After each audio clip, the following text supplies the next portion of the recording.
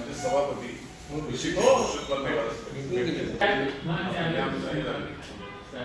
माजी नगरसेवक खरं म्हणजे कल्याण महापालिका एक चांगल्या पद्धतीने चालते, त्याच्यामध्ये शंका नाही.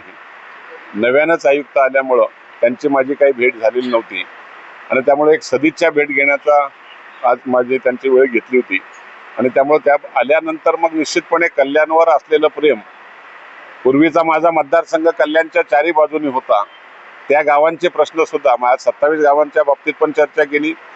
जिल्हा परिषदच्या शाळा या महापालिकेने घ्याव्यात आणि त्यांना कशा प्रकारच्या अडचणी आहेत त्यावर सविस्तर चर्चा केली.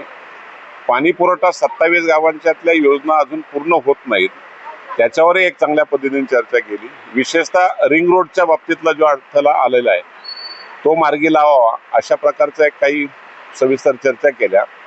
आणि कल्याण शहरामध्ये असलेलं तहसील कार्यालय, पंचायत समितीचं कार्यालय, याचं एक प्रशासकीय भवन आपण बनवतोय, त्या जागेचं डेव्हलपमेंट कशा पद्धतीने करावं यावर एक सविस्तरपणे चर्चा केली.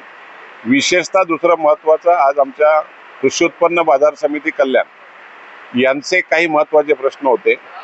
त्या कृषी उत्पन्नामध्ये खूप मोठ्या प्रमाणात रस्त्यांची आवश्यकता आहे, भुयारी गटारची सुद्धा आवश्यकता आहे आणि त्यांना डेव्हलपमेंट करण्यासाठी काही जे प्लॅन करायचे त्या बाबतीत सविस्तर चर्चा केली, जेणेकरून शेतकरी माल घेऊन येणारे लोक आहेत त्यांना चांगली स्वच्छता राहावी, हा त्यामधला एक महत्त्वाची चर्चा.